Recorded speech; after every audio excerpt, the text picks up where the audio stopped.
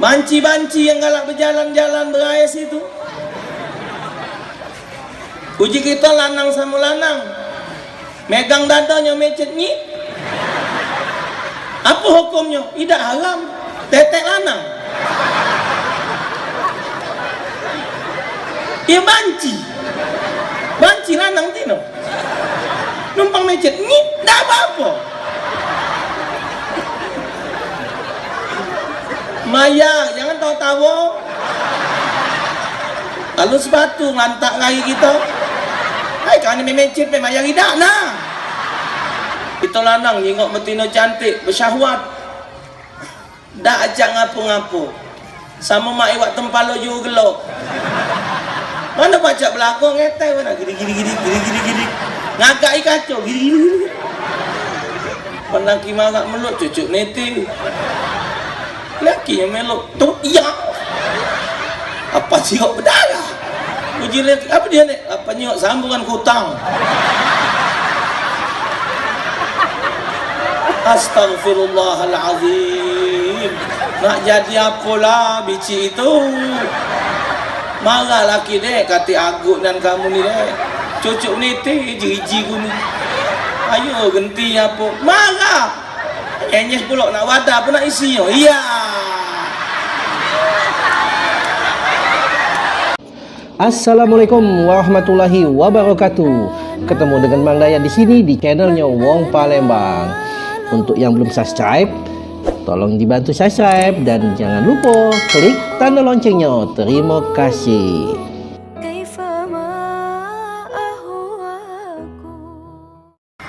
Alhamdulillah, saat ini saya tidak menyangka bahwa malam hari ini baca ketemu dengan dulu-dulu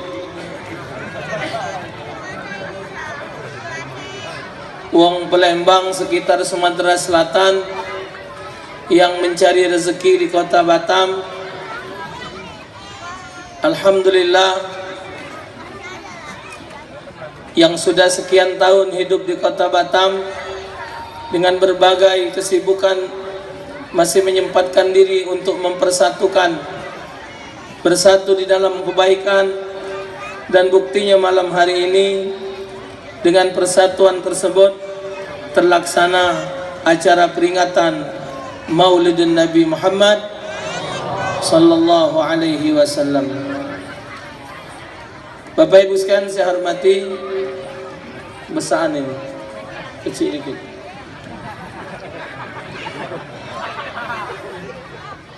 Kita Bapak dari kecil mulai dari Palembang mungkin sampai saat ini di Batam, sampai umur kita sekian ini, alhamdulillah kita selalu mengikuti acara peringatan Maulud dan peringatan hari-hari besar Islam.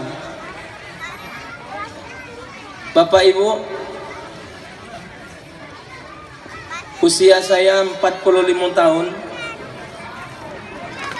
lahir tahun 74, tanggal 9 Februari.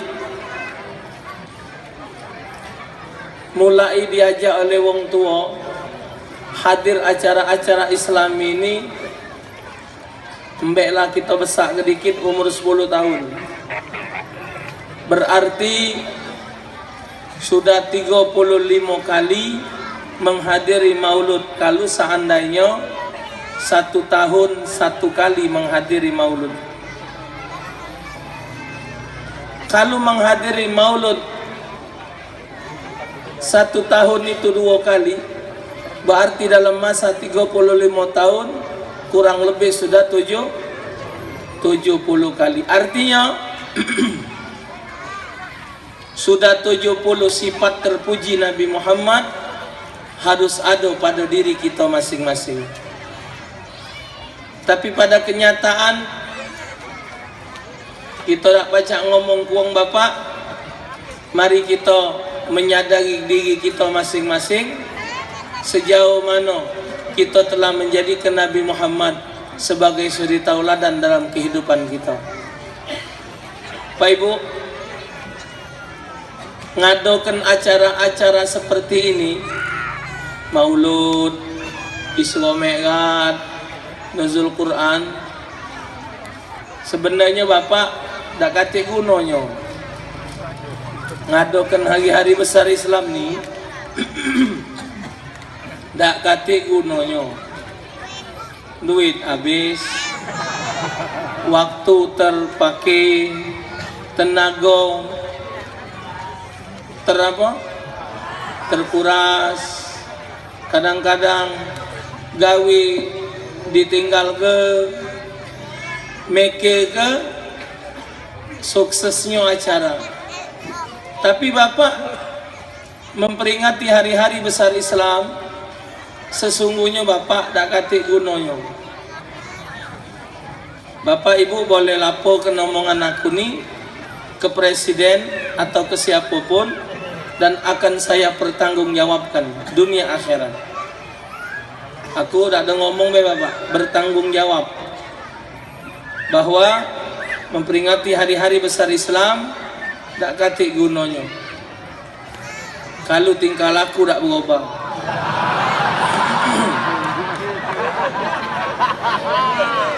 Ya tak? Yang tak semayang masih tak semayang, yang anak ke duit tambah jadi, yang ngimbit tanah tambah galak. Ngado ke maulud ini bukan kita cuman kampung Bapak, tekokan apa istana presiden. Setahu saya Bapak, dari mulai Pak Soeharto, kalau Pak Soekarno tak nemui Pak, tapi ada rekaman videonya Pak Soekarno ngadokan maulud, dan beliau memuji Nabi Muhammad. Satu-satunya pemimpin yang patut dan harus dicontoh adalah Nabi Muhammad. Ada Bapak videonya, silakan dicek di YouTube. Pidato Presiden Soekarno tentang maulud Nabi. Yang kutemui Pak Soeharto, Pak Habibie, Gus Dur, Mega, SBY, yang ini.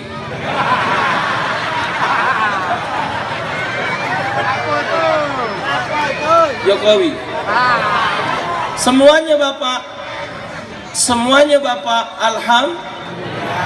ngadokan maulud, ngadokan Isra Mi'raj, ngadokan nuzul Quran. Di kantor DPR, di kantor MPR, gubernur, wali kota, lurah, Pol PP, kampung-kampung, bahkan semua perkantoran yang ada di Republik Indonesia ini ambil bagian memperingati acara maulud Nabi, Isra Mi'raj, nuzulul. Tapi Bapak, ada tak hasilnya?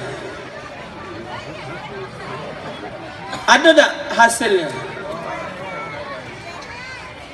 Nah, jadi gunanya kita ngadakan acara seperti ini, mari kita untuk mencontoh Nabi Muhammad. Orang yang mencontoh Nabi Muhammad itu Bapak tak katik ruginya. Bukannya nyontoh Nabi Muhammad itu jadi rugi dah. Nabi Muhammad doanya pasti diterima. Nabi Muhammad pasti masuk syurga. Nabi Muhammad hamba Allah yang paling mulia. Laulaka ya Muhammad ma khalaqtul aflaq. Kalau tidak engkau ya Muhammad, kata Allah, aku tidak akan menjadikan alam semesta ini beserta isi. Langit, bumi, angin, tanah, air, api, semua alam semesta dijadikan dari nur Muhammad sallallahu alaihi wasallam. Hidup dan mati Nabi Muhammad kemuliaan bagi kita sebagai umat beliau. Kita kalau nak nyontoh wong, yang dicontoh ni wong berhasil apa wong tidak berhasil? Pasti nyontoh wong berhasil. Di pojok dunia ni yang berhasil adalah Nabi Muhammad. Hamba Allah yang paling berhasil di atas dunia ini adalah Nabi Muhammad. Maka itu kita diwajibkan untuk menjadikan Nabi Muhammad sebagai suri tauladan di dalam kehidupan.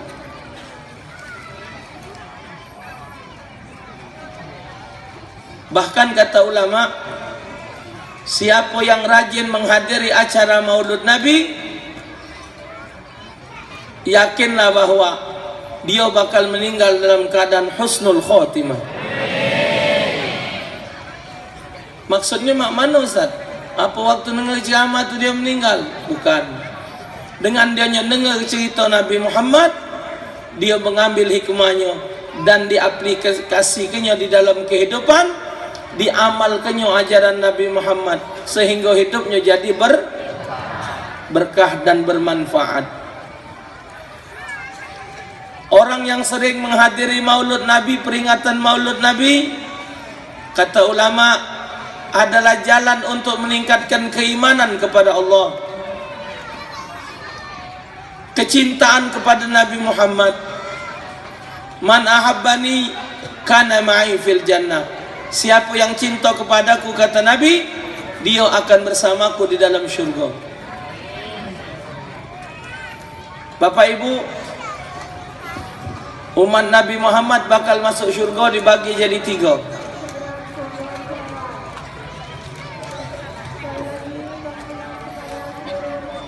Umat Nabi Muhammad bakal masuk syurga dibagi jadi 3.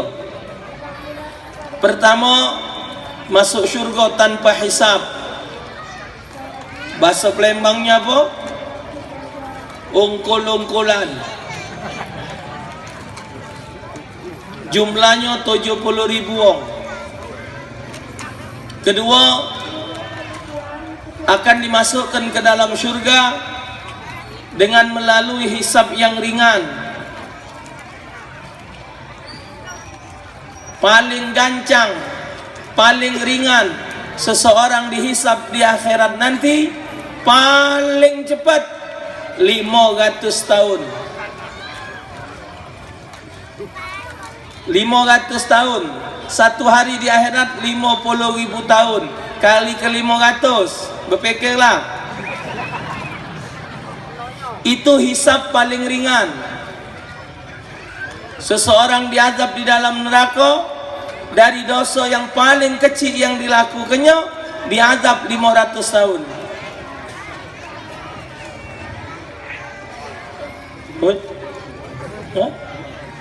Dulu. Jenguk anda kamu sana. Jenguk. Kak lama ni.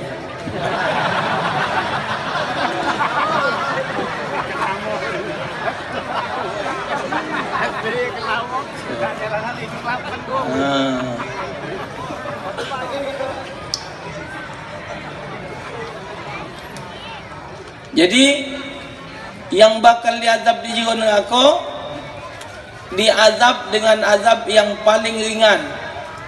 Dimasuk ke syurga, tapi diazab dulu dengan azab yang paling ringan.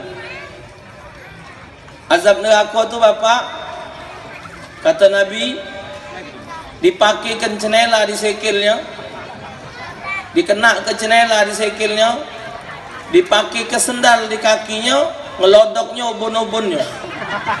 Kakinya pakai sendal, otaknya ngelodok.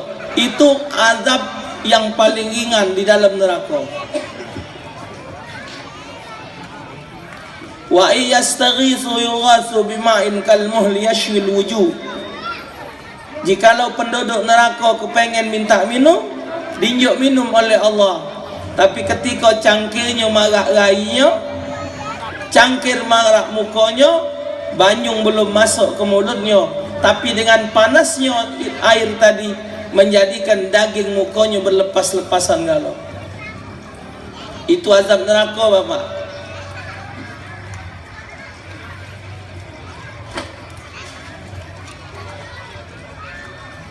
Yang ketiga, dimasukkan ke dalam syurga dengan syafaat Nabi besar Muhammad sallallahu alaihi wasallam. Ketika Nabi mendapatkan khabar dari Allah 70.000 yang bakal dimasukkan ke dalam syurga tanpa hisab, apa Nabi langsung senang? Apa Nabi langsung cukup? Rasulullah menangis. di hadapan Allah. Uji Nabi, ya Rab, alangkah dikitnya 70.000. Pecah tak ditambah lagi. Akhirnya diterima doa Nabi. Apa kata Allah?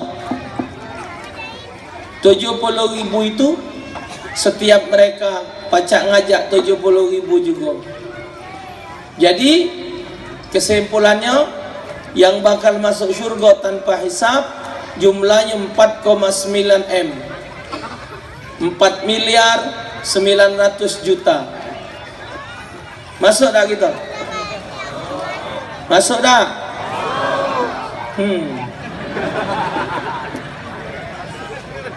Dak katik bapak yang dak galak masuk surga. Surga itu bapak, mala ainun ra'at wala udhunun sami'at wala khatara ala qalbil bashar. Mata dak pernah nyingok, kuping dak pernah dengar, dak pernah terlintas di hati, saking bagusnya syurga. Di akhirat kaget,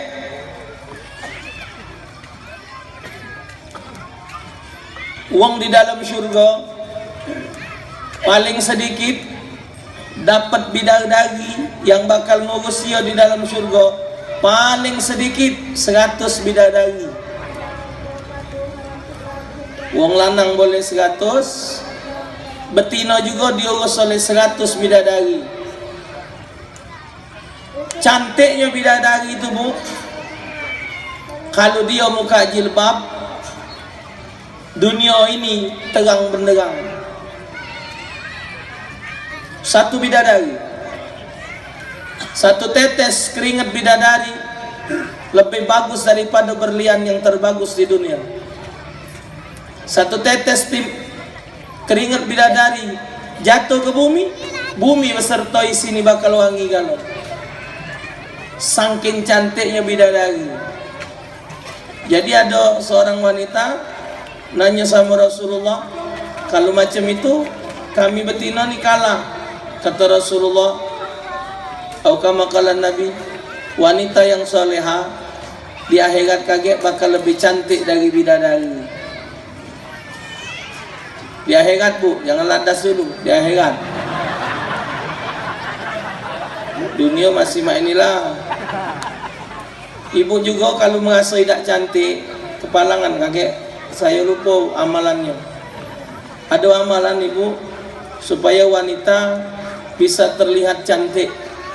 Dia jelek tapi dia pacak jadi cantik, secantik-cantiknya, asal dia galak ngamalkan amalannya. Ini amalan tidak bisa dicatat. Sebab waktu itu saya juga bapak nerima amalan ini dengar, tidak boleh oleh guru dicatat, dan ngomongnya juga cuma sekali, harus jernih, harus tenang, dan tidak boleh bertanya sudah. Kalau ibu kepengen menjadi wanita tercantik, amalannya hanya satu, jangan berkacau. Itu baik. Jadi tak terjengok kaya jahat tu, nah itu kena ya. Tak tahu jahat, ngawas kacau terus. Kacau lagi ketak, ngawasnya dah. Ya? Sangken potenya bidadari bapak ibu. Bidadari minum, banyung yang liwat di tenggorokannya pak, kejingoan dari jabo. Dari luar ini, kejingoan banyung masuk di lehernya. Dalam hadis disebutkan, sangken potenya bidadari itu, som-som di dalam tulang kakinya bisa kelihatan dari luar. Siapa pak yang tak say masuk surga? Kalau dak 1010 lolo. Hah? Saya pak, kalau macam hadis tentang surga, rasa nak matilah. Saking nikmat surga. Lahum fiha fakihatun walahum ma yadda'un. Lapangan golf ada, lapangan poli ada, cangkir terbuat dari berlian, sendok terbuat dari emas, buah-buahan sekendak bae makan, segala buah-buahan, bahkan buah-buahan yang tidak ada di dunia pun di sana bakal ketemu. Sunginya sungi madu, sungi susu, sungi arak, banyak madu nian bapak ngalir, susu nian ngalir. Bahkan dalam hadis, sekali kita minum air syurga tidak akan haus selama-lamanya. Subhanallah. Walahum ma'ayat, dan apa saja yang mereka inginkan dikabulkan oleh Allah di dalam syurga. Akhirnya bapak, ada wong nanyo, isugo ke Ustaz pacar dak ngokok. Uji kuda gimana nanyo. Tapi berdasarkan ayat tadi pak, baca ngerokok. Walahumma, dan bagi mereka juga apa yang mereka inginkan dikabulkan oleh Allah. Innallaha la yukhliful mi'ad, sesungguhnya Allah tidak ngelebos. Allah tidak akan mungkir jadi baca usah ngerokok, baca. Cuma napi yang ngemek di bawah. Dia nak ngerokok, nyari api. Tanya malaikat api mana turun. Oh, tak jadi be malaikat urung. Sudah. Man kau tahan, nanjaklah bawah sana. Kalau kau nak ngambil aja lah kau, punah bawah sana. Nah, maka tu berhentilah ngokok kata gunung. Duit habis gigi hitam cungu lah ngesan ya.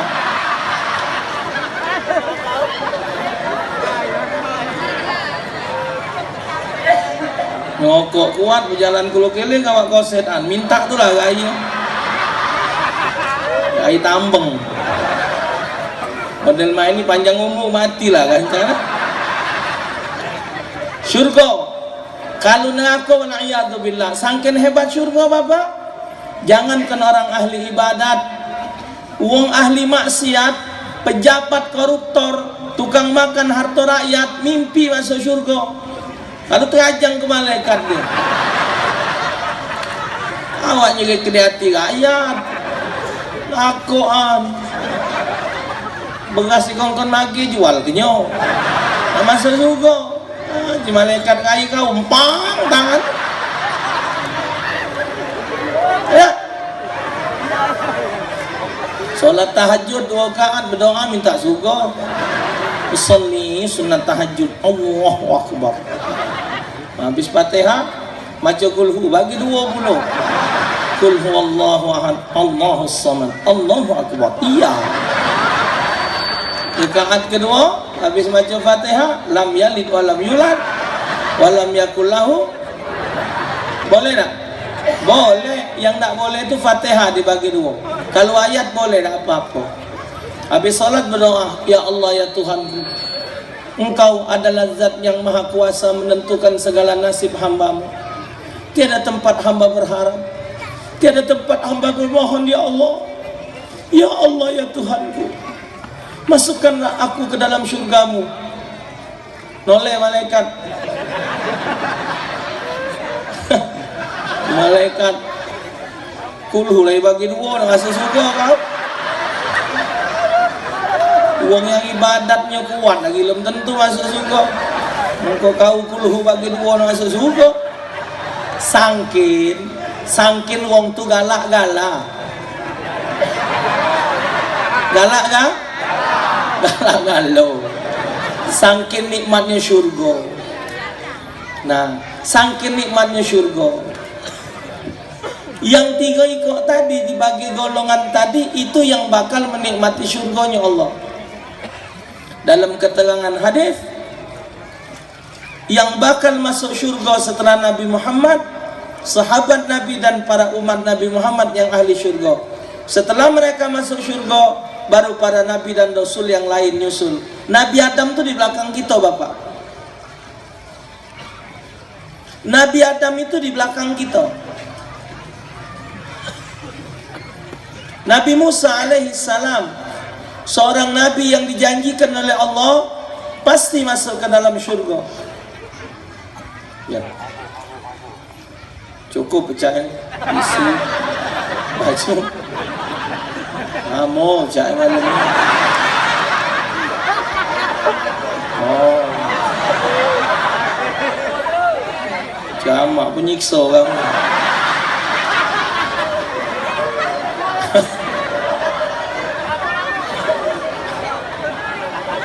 Tapi tenang Bapak, tenang. Mik ada di aku. Terserah lah. Kamu nak ngongkon 3 jam, 4 jam, mana aku berhenti balik.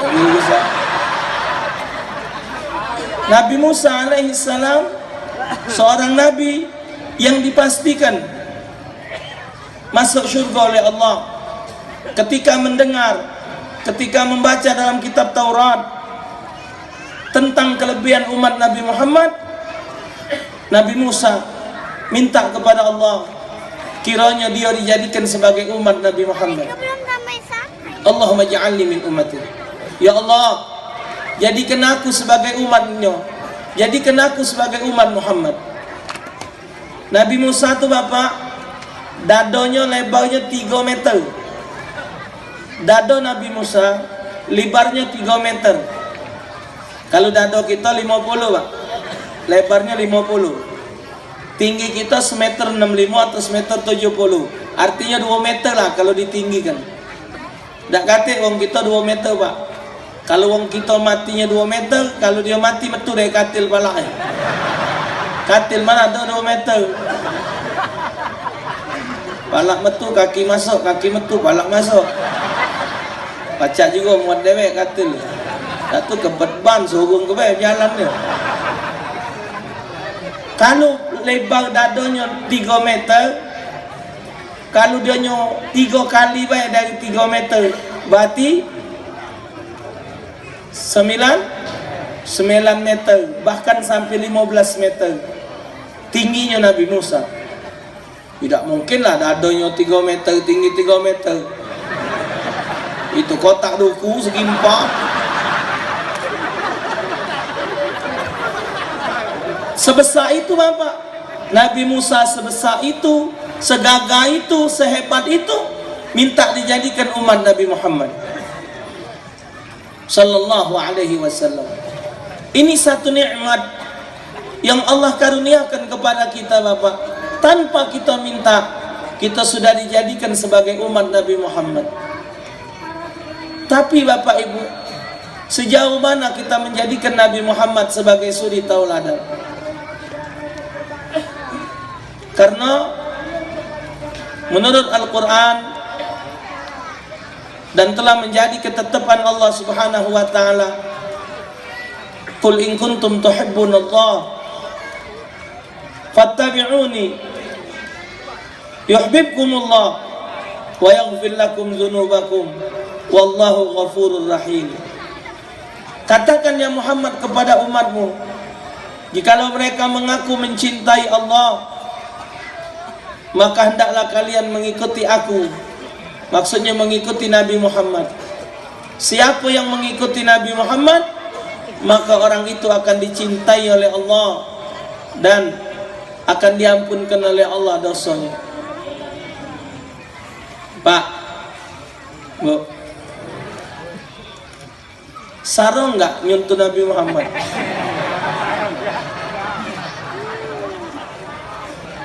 Di mana sih saronya? Enggak sulit loh. Di mana sulitnya nyentuh Nabi Muhammad? Tak ada sulit. Nabi Muhammad hidupnya sederhana. Nabi Muhammad hidupnya pemaaf. Nabi Muhammad hidupnya selalu bersyukur kepada Allah. Nabi Muhammad hidupnya tak punya rasa dendam. Tidak ada rasa benci dengan wong. Gampang menurut Nabi Muhammad. Soal pakaian, Nabi tidak mengutamakan yang baru dan yang mahal. Nabi mengutamakan adalah yang sederhana dan bersih. Nabi punya anak namanya Sayyidatuna Fatimah. Bu, Siti Fatimah punya pakaian tampelannya 20 ekor. Anak Nabi Muhammad. Nabi kadang sampai 7 hari Bapak Ibu tidak makan. 3 hari Nabi tidak makan. tapi Nabi tetap ibadah kepada Allah Subhanahu wa taala. Di mana sulitnya nyontoh Nabi Muhammad? Tidak ada yang sulit, tidak ada yang payah. Dan orang yang mencontoh Nabi Muhammad, mengikuti akhlak Nabi Muhammad,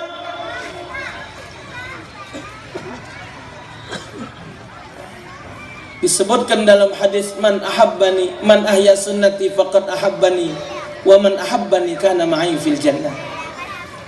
Siapa yang menghidupkan sunnahku, itu berarti orang yang cinta dengan aku, kata Nabi.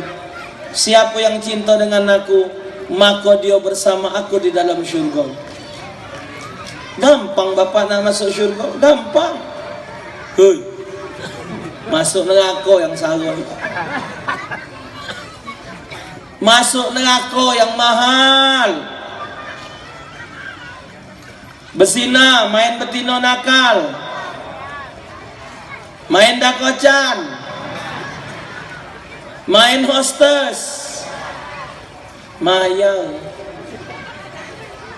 Buka itu daftar pelacur di internet, daftar harga pelacur di Indonesia. Buka, ada yang ratusan juta, ada puluhan juta, ada yang jutaan, ada yang ratusan, ada yang duit kok 1000. Alah kamu enggaknya biji daripada kati tarian jadilah nah. Ya Allah, tapi maya.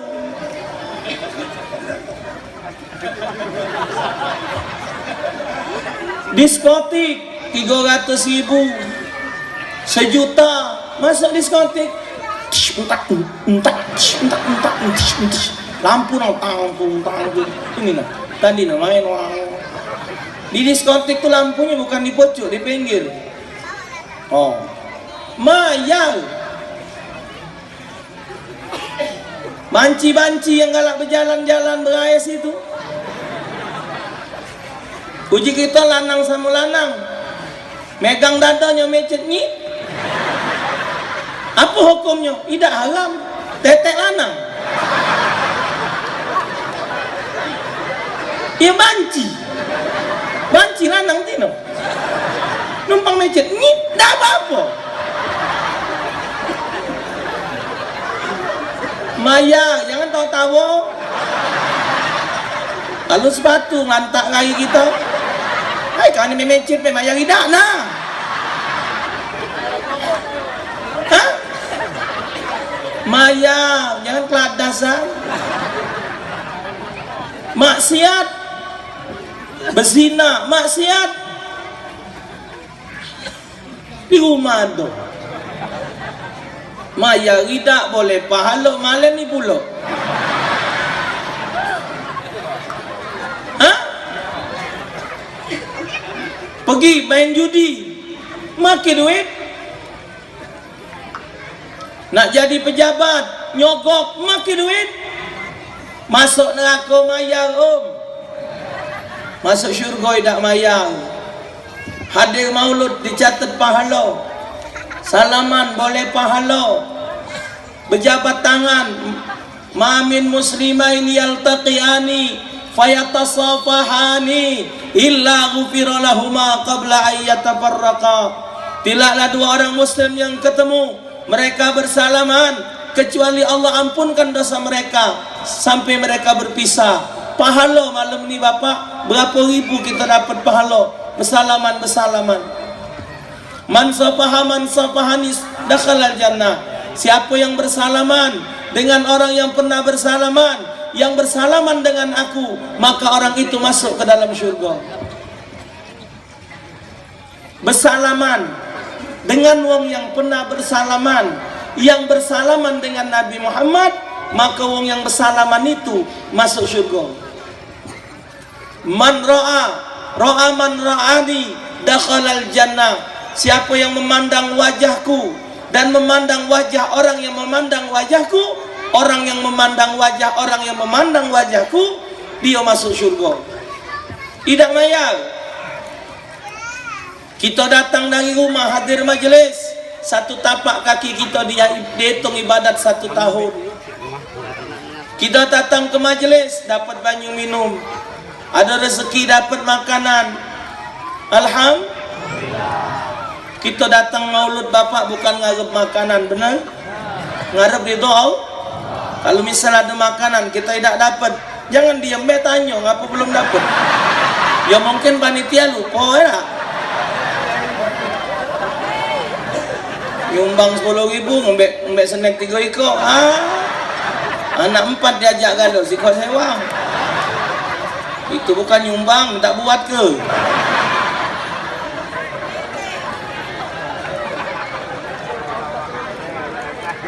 Di mana bapak ruginya? Tidak ada. Nyontoh Nabi Muhammad tidak rugi. Tapi ngapa orang banyak nandak nyontoh Nabi Muhammad? Kehidupan Nabi Muhammad bapak bukan main. Aturan-aturan Islam mulia diatur semaksimal mungkin. Kehidupan Nabi dalam rumah tangga penuh dengan kesederhanaan. Bu, Tino, Nina, ibu-ibu Nina ya. Nah, cantik-cantik ini, termasuk yang jahat. Juga yang jahat kecil hati tidak disebut. Di kamu ngawas yang cantik be aku.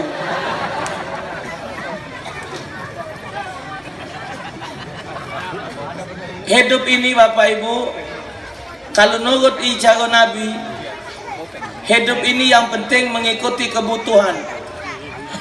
Kalau hidup mengikuti kebutuhan pasti cukup.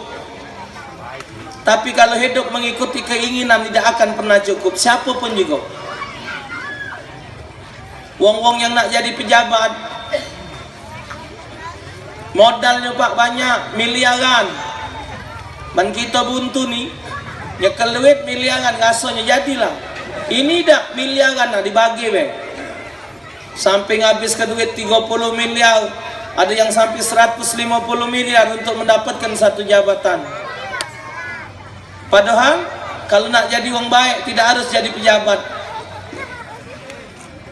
Cukup dengan duit itu untuk berbuat kebaikan. Tapi mungkin mereka kepengen menjadi pejabat untuk membenahi negara kita yang sudah mungkin ya ekok babok lagi. Bu, hidup ini mengikuti kebutuhan, maka itu hidup ini jadi nikmat. Tapi kalau hidup banyak kendak, itulah yang jadi susahnya. Contoh, ini kita nak minum, ini ada banyu putih. Kalau menurut kebutuhan, posisi haus, minta minum, dinjau orang minum banyu putih, cukup belum? Cukup belum? Alhamdulillah, selesai kan? Selesai tak? Tapi kalau ku BCI gaji, dia ada ter aja. Yang itu bikin beban. Yang itu bikin beban. Sudah dinjaunya teh, mesej pula. Jika ada batu es sih.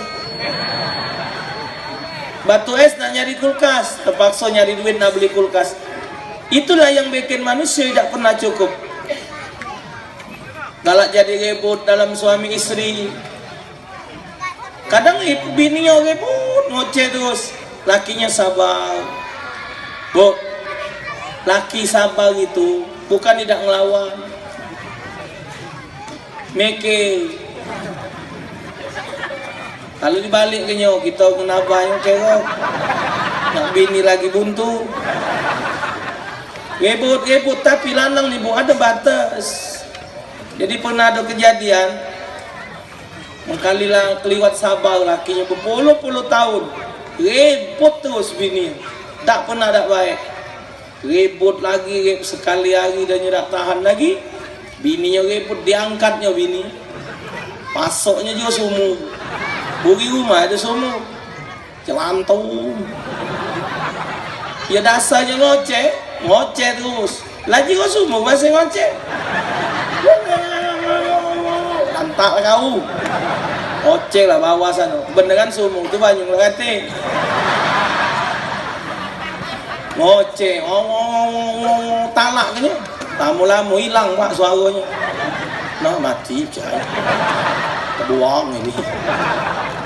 Itulah jahat-jahat bini kan masih dilogoi. Nah hilangnya. Nah kati kan suara. Juara.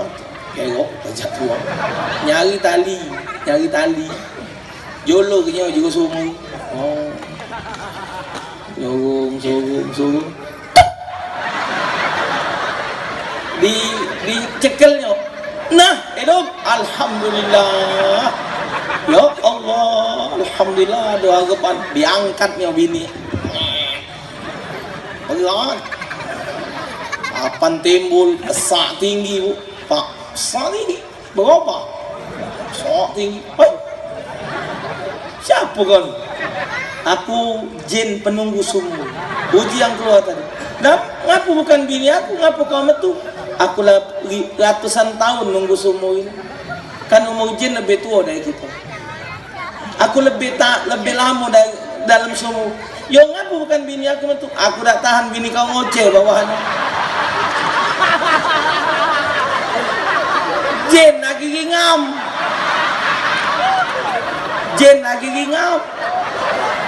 Jadi kalau cak bini repot pasok lagi ke sumur, bening mana? Hah?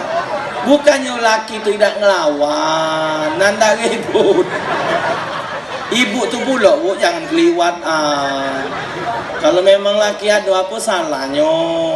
Kan uang nanyo sama Rasulullah, boleh tak ngambil duit laki? Boleh. Kalau memang lakinya belit, bakhil, boleh. Cuman kata Nabi untuk kepentingan kebutuhan rumah boleh dimbek. Tapi kalau tidak ada kebutuhan, dia ngembek duit suami, lebih jahat daripada 70 mencuri dalam Islam. Rumah tangga Nabi tenang makmur dengan mengikuti kebutuhan hidup. Karena hidup di dunia ini tidak ada yang tidak dipenuhi oleh Allah. Wa ma min dabbatin fil ardi illa 'ala Allahi rizquha. Tidak ada barang yang melata di dunia ini kecuali Allah menanggung rezekinya. Hidup di dunia ini Bapak sama dengan tamu datang di rumah kita. Kita sedekah, tamu datang, kita tahu jumlah tamu berapa, kita tanggung jawab. Allah juga tahu berapa jumlah lanang, berapa jumlah betina, berapa yang makan, berapa yang hidup, berapa yang sakit, berapa kebutuhan hewan. Allah tahu. Karena Allah tuan rumah, kita sebagai tamu. Ikuti kebutuhan hidup, jangan mengikuti keinginan. Semua kita sudah diatur rezeki oleh Allah, cuman beda nasib. Contoh, kita pergi kondangan, makan prasmanan, Perancis. Makan Mbek piring, mbek sendok, mbek nasi, mbek ayam, mbek daging, mbek gado-gado. Ujungnya ada sop. Kawan ngembek sop no jalan, daging nasi mbek sop. Giliran kita kapan tercedok, sekali nyedok kentang, timbul, nyedok pula wortel, singok carak cerok, habis isi. Jadi kawan buik maju mang, berat ini nih, nunggu mamang, nyari apa? Dagingnya habis, sudah maju lah. Begitu kita maju, panitia nambah isinya.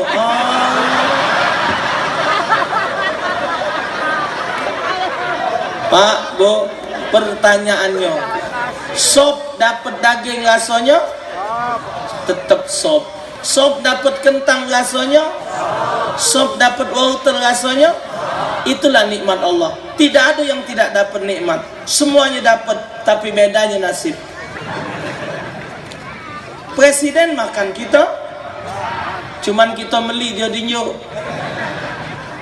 Kanon negara nyamin pejabat. DPR ada tunjangan, lembak pejabat nih, ditunjangkan loh. Tunjang luan, tunjang buri, tunjang pucuk, tunjang bawah. Kita tunjangan lama ni lah.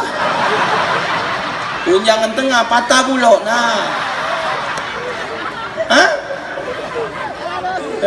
Pejabat lemah, mobil linjuk, sepatu linjuk, di malaikat ladas Agak kau turun saro kau lah.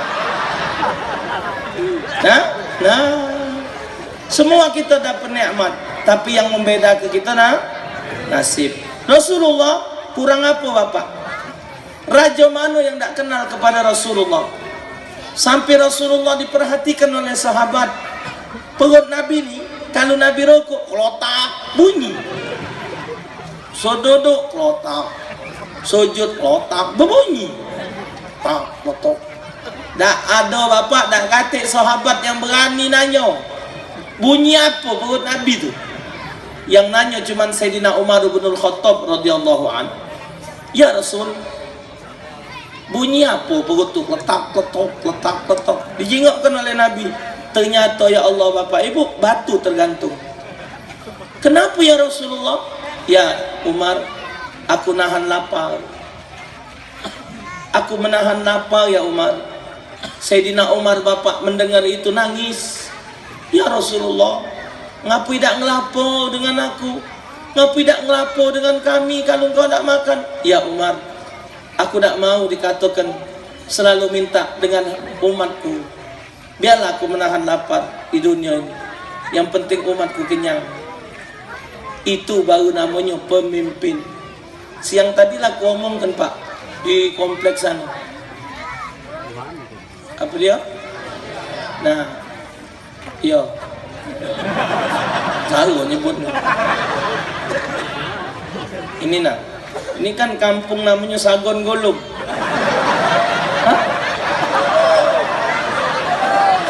Oh Sagolo. Sangka Sagon Golong. Sagon Golong itu dari sagu. Sagu diperes, nah ditaruh pucuk kuali, juk tenten, Sagon Golong. Kapan makannya beber putih kalau tahan sagu. Tadi nyok tahu Nabi itu seorang pemimpin punya prinsip, umatku senang dulu baru aku. Pemimpin harus begitu.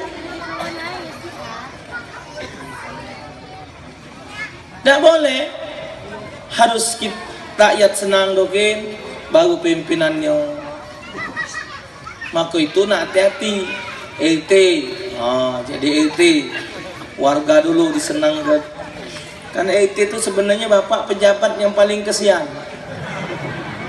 LT itu singkatan, repot terus. Iya LT. Bola nak tidur dengan bini, ngetok lawang, ngotor hilang. LT, ya wah Tuhan bola anak mejem. Apa? Ngotor hilang Pak. Jadi tolong Pak lapor ke polisi. Besok ya Pak, kaget kak. Berangkat pulau baru nak tidur Pak apa anak aku bala lah berangkat pulau ya jibini nyogong terus kak mak mana ini kapan boleh anaknya nyogong terus main itulah itu repot terus ya. Pejabat Bapak yang itu yang bagus, pecahnya tidak lemah, tapi itulah yang diharapkan oleh agama.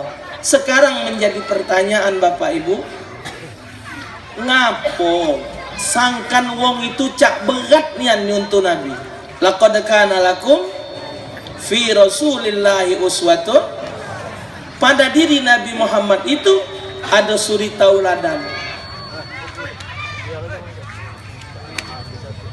Suri tauladan itu Bapak, maksud suri tauladan itu keseluruhan.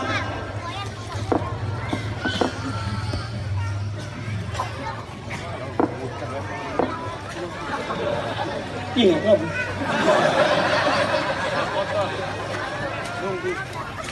Nabi pedagang, mak mana cara pedagang? Nabi pemimpin, macam mana seorang pemimpin? Nabi politikus, macam mana politik Nabi? Pokoknya nyontoh Nabi itu segala aspek kehidupan ada pada diri Nabi Muhammad. Tapi ngapo Bapak wong pecah berat nyontoh Nabi Muhammad? Sebabnya karena mereka tidak punya 3 sifat.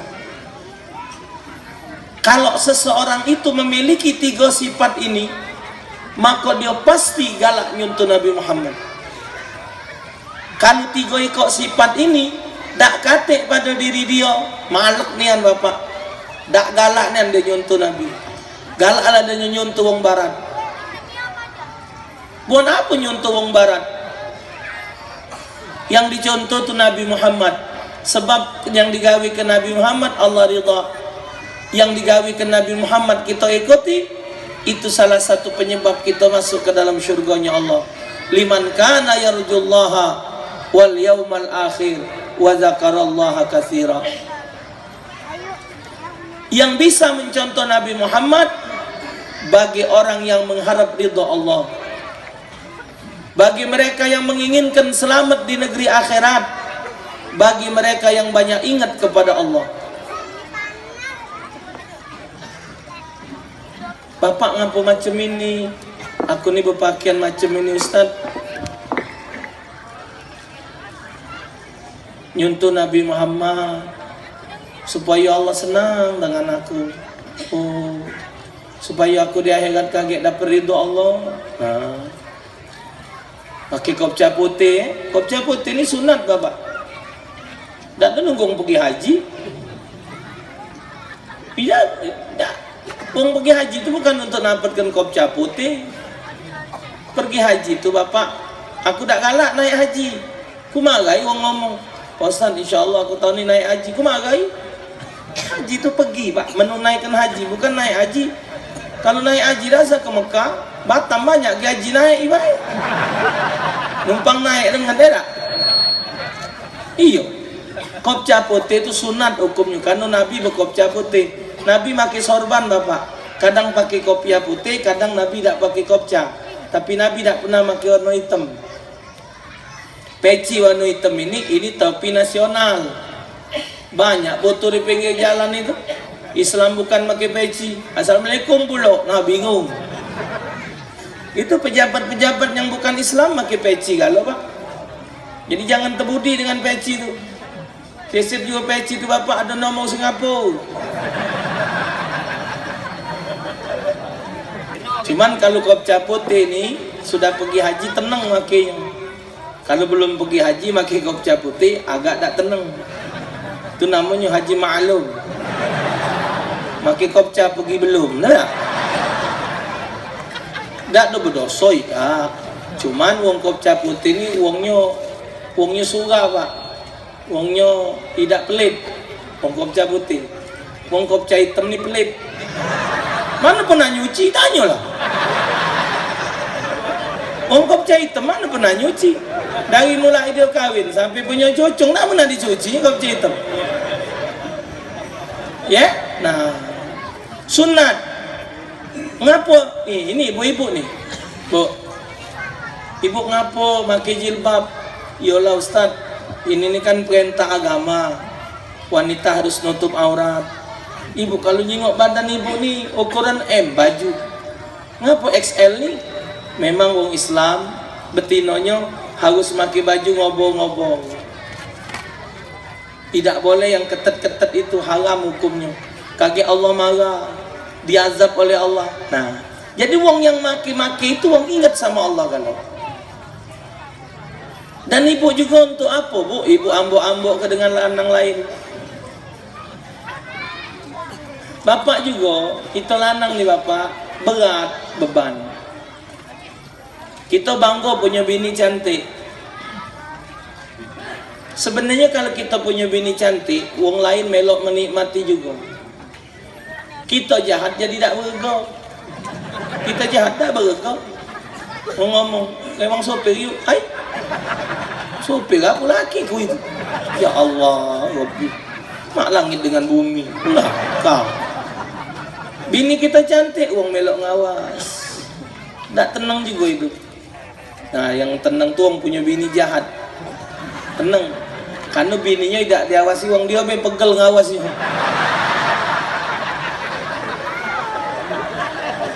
Cantik dan jahat betina itu tergantung di lampu. Kalau lampu hidup kejingoan bagusnya. Lampu mati gelap, hilang. Ibu ngapo? Ibu cantik, ibu montok, ibu bahenol, ibu mulus bukan untuk lanang lain. Cantik ibu bukan untuk dipertontonkan untuk laki-laki lain. Ayu mamra'atin kharajat min baiti zawjiha, tidaklah wanita keluar dari rumah suaminya muta'attirun, berpakaian yang mencorok, berpakaian minyak wangi, berdandan yang bagus-bagus, mengakibatkan pandangan laki-laki kepada dia. Apa kata Nabi? Setiap mata memandang dia sama dengan satu kali berzina. Seorang laki-laki, seorang suami yang bangga punya istri cantik, sehingga dia berharap supaya orang lain memuji dia, dia punya bini cantik, falyatabawwa maq'adahu minan nar. Suaminya Allah siapkan satu kursi di jiwa neraka. Kelantasan lah. Jadi ibu, ini bu, dengar kamu, cantiknya wanita itu ukurannya suami. Ibu tidak perlu minta nilai dengan lanang lain. Yang penting suami ibu menilai ibu. Itulah ukuran cantiknya betina. Kita juga bapak nyingok betina cantik, nafsu, syahwat, dah katik guna juga. Kita lanang nyingok betina cantik, bersyahwat, dah ajak ngapo-ngapo. Sama mak iwak tempalo juga gelok. Mana baca belakang ngetai mana gini. Ngagai kacau gini. Nah, kalau bini kita pecak sel, pacak di tepak. Iyo, pacak di rabung. Halal. Ini gelengan berpacaran pecak nafsu ni ya. Gelengan sudah kawin terkapal-kapal barang itu.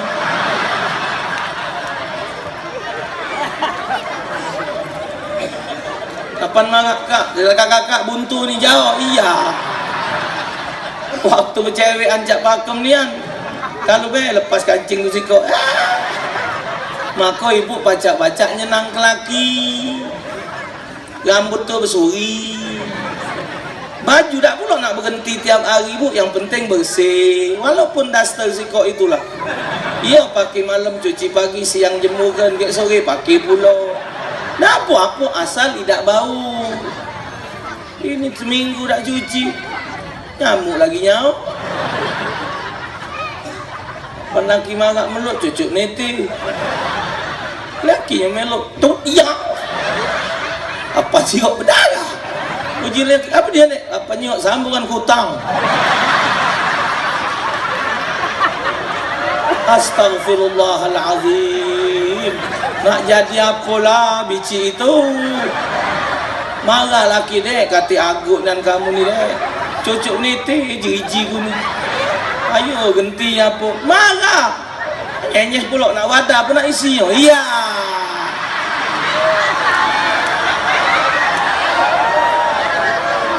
Astagfirullah.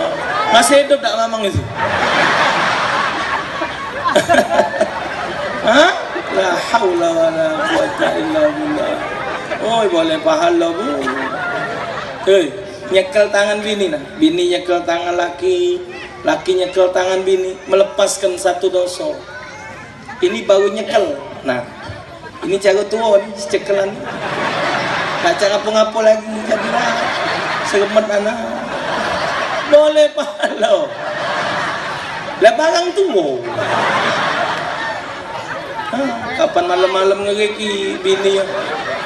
Wong tua ni tak ajak tidur kalau kata pikson. Itulah kalau lagi cewekan mambu minyak wangi, kalau punya anak mambu koyo, kalau lah punya cucung mambu pikson. Saling kosok dengan yai, puji nyai. Ya Allah yai tulang galau. Yai dah tua. Yai pula ngosok nyai. Sekosok ah. Pantu gosok ya Allah nyai lah lembut galau. Boleh pahala, jangan tahu-tahu. Nah, jadi kalau laki mati gancang lah. Ya, jadi pahala. Boleh pahala. Mencium istri, mencium suami, 10 menjatuhkan dosa, 10 diangkat martabat, 10 kebaikan dia dapat. Berjatuhan dosanya 10. Nyium. nikmat. Ini dalam kitab Qurratul Uyun. Dia melok 20 kebaikan dapat 20 derajat dan diampunkan 20 dosa. Melok. Bukan main-main. Maka itu mahab mesti pacak nyago badan. Melakukan hubungan suami istri lebih baik daripada dunia beserta isinya. Itu ada keterangannya dalam kitab Qurratul Uyun. Ada yang ngomong dalam ceramah, Pak, wong nanya dengan saya bahwa katanya sekali melakukan hubungan suami istri sama dengan membunuh 1000 wong Yahudi. Aku sampai malam ni belum ketemu keterangannya. Tak boleh masing-masing ngomong. Jadi ibu itu benar apa Ustaz? Nah, belum terbaca aja keterangan itu. Belum terbaca membunuh Yahudi. Jadi ibu-ibu tu jama dengan ustaz jama itu balik ngomong dengan laki, Kak, rupanya Kak sekali berhubungan tu sama dengan bunuh 1000 Yahudi. Ai, uji laki. Anak banyaknya deh. Iya. Pahala. Masya Allah. Alhamdulillah. Mesej laki nak bunuh aku. Nah. Kau ujungnya munung sudah bini jadi akhirnya terbunuhlah 1000 Yahudi karena boleh pahala tadi malam ni 2000. Kapan 2000 nak ketiga kali laki yang ngomong kalau main ni aku terbunuh. Ya Allah, jam berapa hari ni? Nah, nanya jam karena berhenti. Coba, apa nak susah? Tak susah. Kenapa ibu nutup aurat? Karena takut sama azab ibu. Halo. Seorang wanita sengaja membuka auratnya, 1 lembar rambutnya sengaja keluar, dia tahu 500 tahun dia bakal kena nunggu masuk surga. Ibu itu tidak ada punya dosa sehingga dia tidak masuk azab neraka, tapi karena rambutnya keluar sikok sengaja 500 tahun dia nunggu antrian masuk syurga. Hati-hati. Nabi sekali hari ibu menangis. Nangis ni ya. Oh, segan-segan. Uji Siti Aisyah, uji Siti Fatimah. Ngapa abah nangis? Abah ingat waktu masuk jiwa neraka nak malam Isra Mi'raj. Ingat betina tergantung, digantung dengan rambutnya. Sudah tu digantung dengan buah dadonya. Dosa apa bah wong betina itu? Sangkan digantung itu. Itulah umatku seorang wanita yang keluar rumah tidak nutup aurat. Betina jilbab tu nah. Tergantung okay? Kamu malam ni biar jilbab. Dosa. Nah, yang digantung buah dadanya siapa? Itu wanita yang menyusui anak tetangga tanpa izin suaminya. Haram, tidak boleh. Tidak boleh, haram hukumnya. Walaupun anak dia nangis, tetap tidak boleh disusui. Haram hukumnya. Ya, anak tetangga, tambah lagi laki tetangga.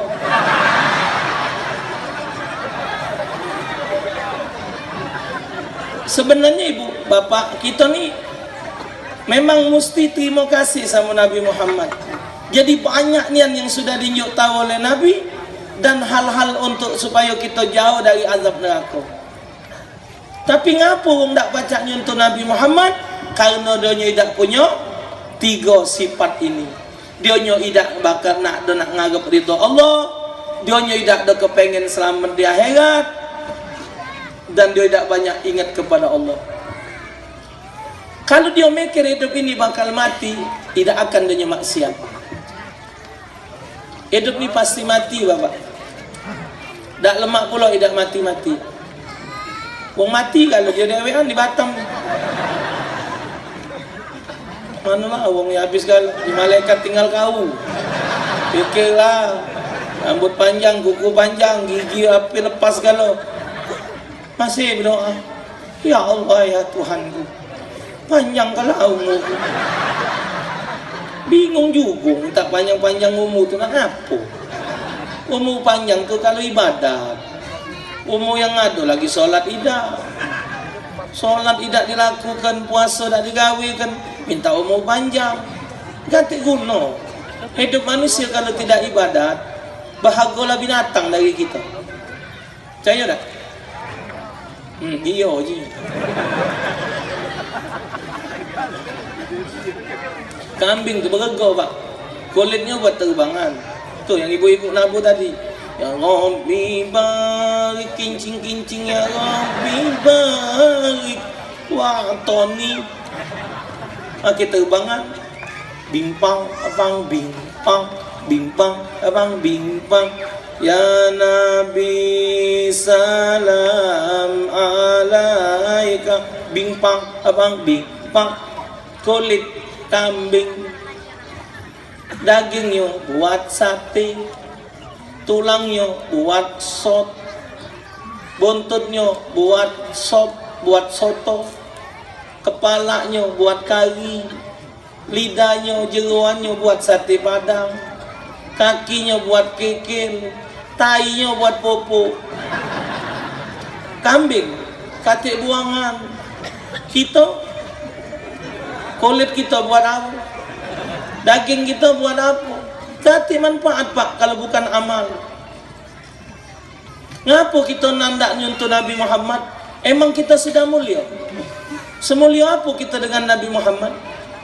Sehebat apa kita dengan Nabi Muhammad? Hati-hati bapak, hidup pasti bakal mati. Tidak mungkin tidak bakal mati. Semua kita akan binasa dan mati. Kapan sudah mati? Semua selesai. Harta tinggal, bedeng tinggal, rumah tinggal, siwan tinggal, mobil tinggal, jabatan tinggal. Bahkan istri cantik pun bagi bini jahat. Lagi hidup tinggal terus. Tengoklah kondangan tak diajak. Tanya mang cik mana bicik, ngusak pandangan baik dia tenang. Mamba lagi mati. Kalau kata amal, amalan yang paling hebat adalah amal mencontoh Nabi Muhammad sallallahu alaihi wasallam. Pedagang nyontoh Nabi, jadi pejabat nyontoh Nabi, milih pejabat ikuti aturan Nabi. Ini kan wong lagi kami bapak. Ustaz kalau ceramah tu dah usah nyebut-nyebut politik tu. Ceramah be. Bapak kira politik tu lepas dari agama apa? Hah? Bapak kira politik tu tidak pakai agama? Pojok dunia ini tidak akan benar bapak tanpa agama. Semua harus diatur oleh agama. Agama apapun. Hindu, Buddha, Kristen, tambah lagi Islam.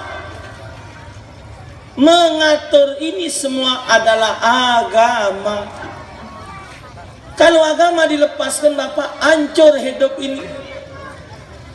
Kalau soal kita bermasyarakat biasa, tetangga kita wong Nasrani, tetangga kita wong Chinese, wong Hindu, wong Buddha, no problem, tak ngapa-ngapa dia.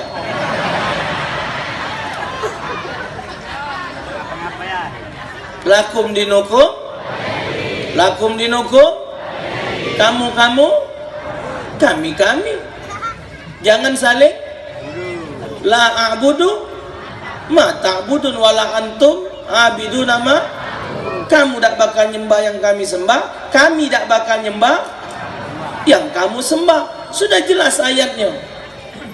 Oh wong Kristen nak Natal, lajulah. Siapa nak ngelarang dia Natal? Urusan dia. Yang tak boleh tu wong Islam melok Natal. Itu yang tidak boleh. Ngapa? Kalau kita melok Natal, berarti kita melok menekan adanya Yesus. Sementara mereka meyakini Yesus itu adalah tu. Ada Tuhan selain Allah? Ada tak? Ngapa melok Natal? Anu Ustaz, mbak kuenya mbak kue. Tapi Ustaz, kalau kita hari raya, orang Chinese parak rumah kami tu melok hari raya, tidak apa-apa. Agama mereka tidak melarang. Ini agama Islam yang melarang. Ini hari raya melok, Natal melok, cap gome melok, malaikat bingung. Mak mana kau ini? Sopo tadi di masjid, inilah di gereja pula. dengar lagi di kelenteng nah kerok budaknya. Anu malaikat toleransi nih untuk ketulah balakan. Tidak bisa Bapak. Nabi pun hidup dengan orang Nasrani, dengan orang Majusi, tapi Nabi tidak terpengaruh. Kalau menurut Al-Quran, Natal itu salah Bapak. Ya?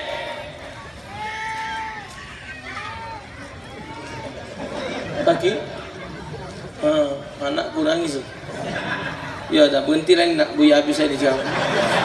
Anakku lah nangis. Ya? Nah, alhasil Bapak ngomong apa aku tadi? Oh, Natal tadi.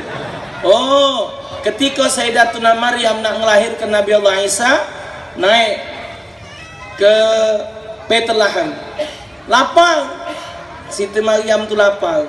Wa huzzi ilaiki bi jiz'in nakhlati tusaqit ilaiki rutaban janiyah. Lapang Siti Maryam nak makan, kata Allah gagal pohon kurma. Kaget yang rutab itu jatuh. Rutab itu Bapak, kurma yang muda. Tua tidak, muda liwat. Mengkel. Menurut wong Arab, ilmu kurma ini, kurma tidak bakal berbuah kalau tidak musim panas 50 derajat. Baru dia pacak masak kurma. Sementara Bapak kalau kita nyengok gambaran Natal, itu Natal Nabi Isa lahir, ada pohon cemara, sama ada salju. Berarti Nabi Isa menurut mereka lahir musim dingin. Menurut Al-Quran lahir musim panas. Bapak nak percaya yang mana? Percaya Quran apa percaya agama wong? Nah, jadi kita bukan tidak boleh bergaul dengan siapapun boleh, tapi tidak harus kita menjual akidah. Kenapa mereka mengikuti orang seperti itu? Karena mereka tidak punya modal 3 tadi. Kalau mereka punya modal 3, aman. Pejabat pemerintah punya modal 3, dia akan berbuat yang baik, berbuat yang benar sesuai dengan aturan agama, sesuai dengan petunjuk Allah Subhanahu wa taala.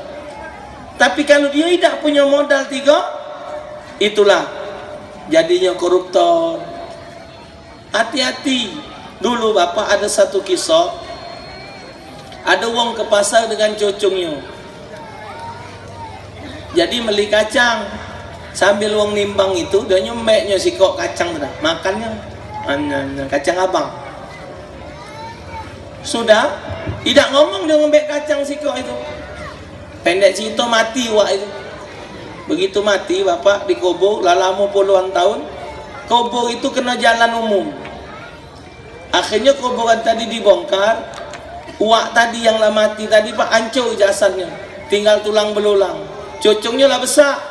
Begitu dibuka peti Pak, hancur kalau sudah. Tinggal kerongka kepalanya baik. Cuman anehnya kacang abang masih leket. Kacang abang masih leket di gigi. Karena lagi hidup ngembek kacang abang sikok. Di dalam riwayat Bapak, ada orang ahli ibadat. Orang itu hebat ibadatnya, menurut pandangan orang itu tidak akan masuk ke dalam nerakanya Allah. Pasti dia masuk syurga. Tapi dia ditahan oleh Allah masuk syurga 500 tahun. Ditanya apa dia sebabnya? Sebabnya hanya satu. Dia pernah minjem satu buah jarum. Jarum itu dia lupa malik ke. Bukan nanda malik ke, lupa malik kan. Ditahan masuk syurga 500 tahun. Mak mana dengan koruptor? Mak mana dengan memakan harta rakyat? Mak mana dengan mereka yang makan harta negara? Benyek dia. Ini kapan mati? Hadirin sekalian, para pengantar jenazah yang terhormat, marilah kita antarkan jenazah almarhum sampai ke tempat peristirahatannya yang terakhir. Siapa ngomong wong mati istirahat? Siapa? Tambah engkau ya. Bagi malaikat turun kau sini nak penyek kau, turun lah kau. Nak berlari ke mana? Bocok tanah kanan kiri tanah, kapan ngedok ke bawah tambah jeruk. Masih lemah hidup di dunia Bapak. Tidak solat belum kena azab, Tidak puasa belum kena azab, korupsi tidak kena azab, makan haram belum kena azab, makan riba belum kena azab, masih lemak di dunia. Kalau lubang kubur tidak ada istilah istirahat.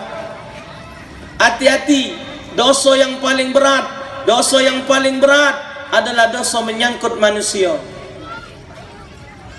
Hati-hati kalau kita makan hak wong. Jangan sampai kita tidak amanat. Jangan sampai kita tidak sampaikan amanat wong. Tambah lagi kita makan hak-hak orang. Kenapa? Karena itu akan membawa kesengsaraan kita di hadapan Allah Subhanahu wa ta'ala. Tuh, kenapa mereka tidak bisa mencontoh Nabi Muhammad? Karena mereka tidak memiliki 3 sifat tadi. Kalau 3 sifat itu menyatu dalam diri mereka, semua langkah pasti mereka takut kepada Allah. Karena mereka tahu hidup setelah dunia ini pasti ada akhirat, dan di akhirat adalah tempat pertanggungan jawab di hadapan Allah Subhanahu wa ta'ala. Kedepan siapapun pemimpin, ingatlah, hati-hati, kita semua akan diminta pertanggungan jawab. Dan kita juga sebagai rakyat yang memilih para pemimpin pun harus bertanggung jawab kalau kita milihnya salah.